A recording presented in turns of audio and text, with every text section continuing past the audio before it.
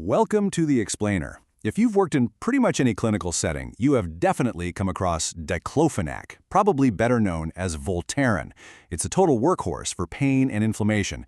But, its power comes with some pretty significant risks. So today, we're going to build a really clear, practical mental model for how to use this drug safely and effectively, starting right from the ground up.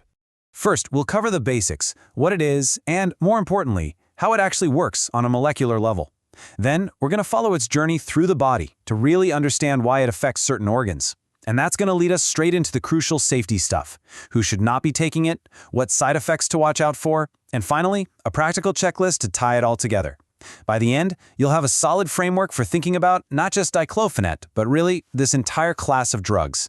All right, let's get right into it. First up, what exactly is this drug and what do we use it for? Okay, so at its core, diclofenac is an NSAID. That's a non-steroidal anti-inflammatory drug. And honestly, that name tells you almost everything it does. It's an analgesic, so it fights pain. It's an anti-inflammatory, so it fights swelling. And it's an antipyretic, which means it brings down a fever.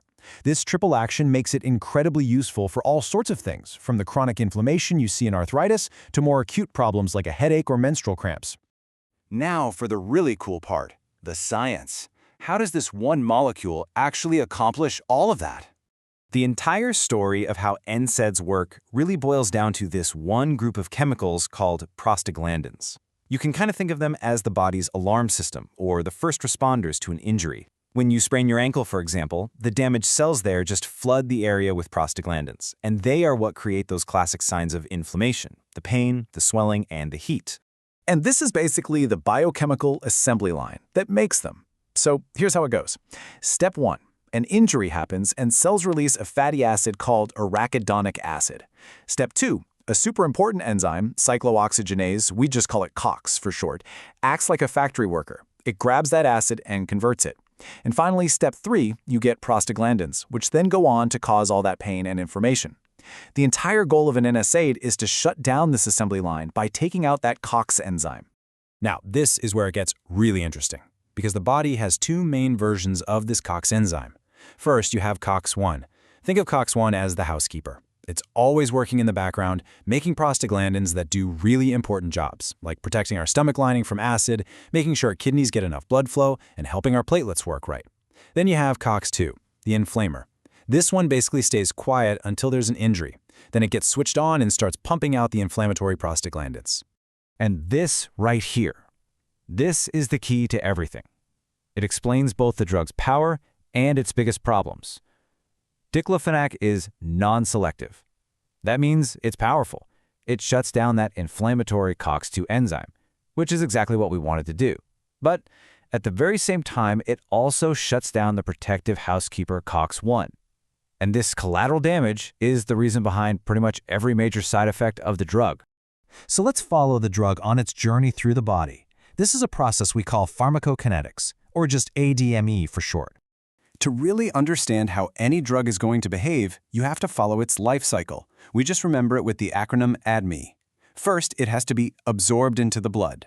Then, it's distributed to the different tissues where it's going to work. After it's done its job, the liver metabolizes it, breaks it down.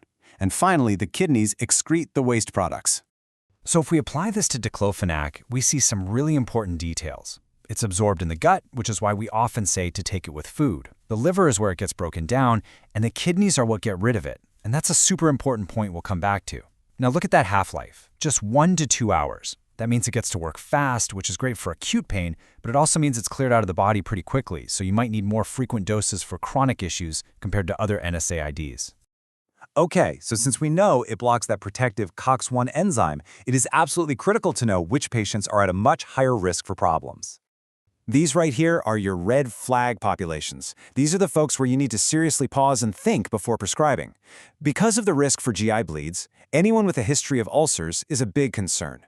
Since the liver and kidneys get rid of the drug, anyone with major liver or kidney problems could have it build up to toxic levels. We also know it carries heart risks, so it's a really poor choice for patients with known cardiovascular disease. And finally, you avoid it late in pregnancy, and you have to be extremely cautious with elderly patients because they're way more susceptible to both the GI and kidney side effects.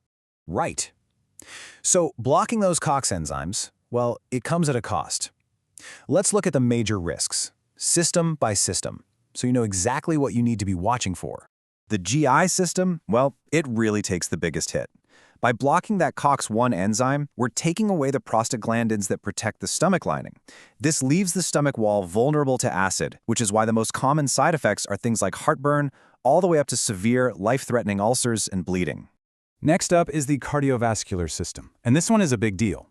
We now know for sure that long-term use of NSAIDs, and Diclofenac in particular, is linked to a higher risk of blood clots.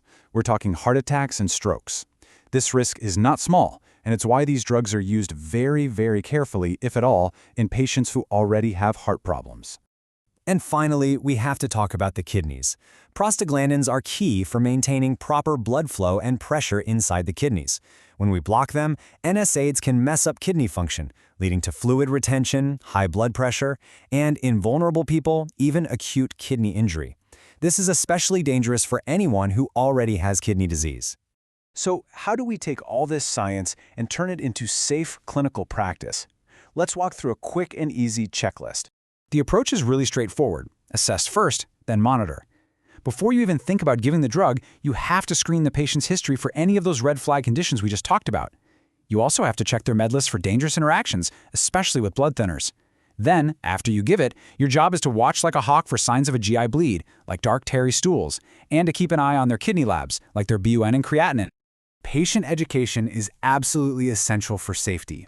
Here are 3 super important points that every single patient needs to be able to teach back to you. First, always take it with food or milk to protect your stomach. Second, they have to know the warning signs of a GI bleed and to call immediately if they see them.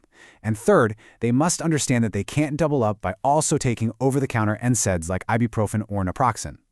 And here's a fantastic clinical pearl to keep in your back pocket. Even though a lot of NSAIDs work in a similar way, how patients respond is incredibly individual. So if a patient tells you, "Oh, ibuprofen does nothing for me," don't just write off the whole class of drugs.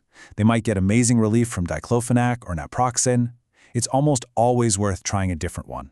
And this all brings us to the central question every clinician faces when they prescribe an NSAID. I mean, they offer incredible relief from pain and inflammation, but they carry very real dangers. The art of medicine really lies in this constant balancing act, using the lowest effective dose for the shortest time possible and always weighing the potential benefit against the potential for harm for that specific patient in front of you. That balance, that is the definition of safe and effective prescribing.